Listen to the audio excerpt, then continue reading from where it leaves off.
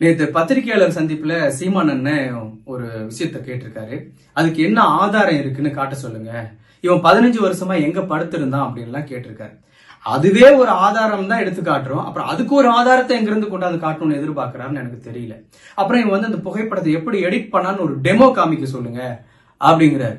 அதுதான் உலகம் முழுக்க இருந்து இணையத்தில் இப்படிதான் ஒரு புகைப்படம் ஒட்டப்படுதுன்னு டெமோ காட்டிக்கிட்டு தான் இருக்காங்க. அதுக்கு தனியா நான் வேற ஒரு வாட்டி காமிக்கணும்னு எதிர்பார்க்கிறேன். அப்புறம் இவன் பிரபாகரனை பொய்ன்னு சொல்லிட்டான் அப்படின்னு சொல்றாரு. நாங்க எப்ப சொன்னோம்? தலைவர் பிரபாகரன் தான் உலகத்திலே உண்மையான தலைவர்ங்கிறதா எங்களுடைய நிலைப்பாடும் கூட. இந்த விஷயத்துல ஏன் இவ்வளவு குழப்பம்னு தெரியல. அண்ணன் செங்கோட்டையனை வந்து பேச சொல்லியிருக்கலாமே. எனக்கு தான் அவருக்கு தொடர்பு இல்லாம போயிட்டாரு. அவங்க கட்சியை சார்ந்தவர், அவருடைய நண்பர், ரொம்ப க்ளோஸா இருந்தவர். அவர் வந்து சொல்லியிருக்கலாமே நான் சொன்னது உண்மையா போய் அங்க சொல்லியிருந்தா ஒரே நிமிஷத்துல வேலை முடிஞ்சிருக்குமே. ஏன் அவரை பேச விடாம தடுத்துட்டு இருக்காங்கன்னு எனக்கு தெரியல.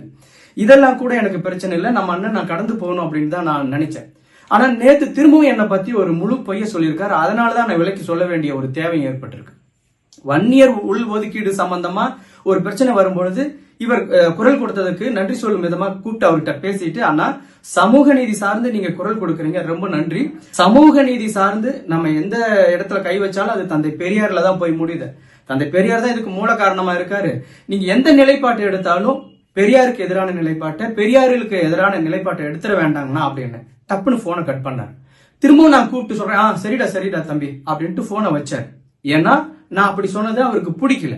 ஆனா இன்னைக்கு என்ன பத்திரிகையாளர்கிட்ட சொல்லியிருக்காரு அப்படின்னா, ஆனா வன்னியர் மக்களை கைவிட்டுறாதீங்க, வன்னியர் மக்களை எப்படியாவது காப்பாத்துங்க அப்படின்னு சொன்னா, நான் சரிடா தம்பி நான் வன்னியர் மக்களை கைவிட மாட்டேன் அப்படின்னு சொன்னேன் அப்படின்னு ஒரு உண்மைக்கு மாறான ஒரு தகவலை சொல்லியிருக்காரு.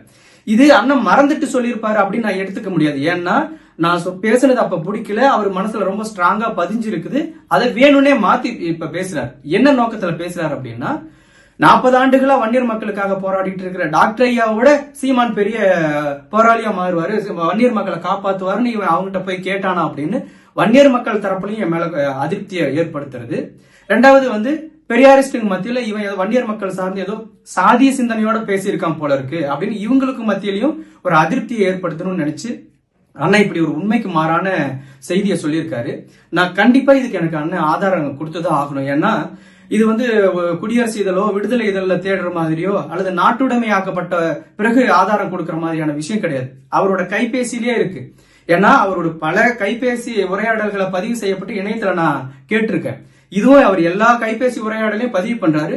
தயவு செஞ்சு கொஞ்சம் பின்னாடி போய் நான் என்ன பேசணுங்கிறத எடுத்து பொது வெளியில போட்டா நான் ரொம்ப மகிழ்ச்சி அடைவேன். ஏன்னா நான் பேசுனதுக்கு உண்மைக்கு மாறா ஒரு விஷயத்த சொல்லியிருக்காரு. தயவு செஞ்சு அவர் எடுத்து அந்த ஆதாரத்தை வெளியிடணும் அப்படின்னு கேட்டுக்கிறேன்.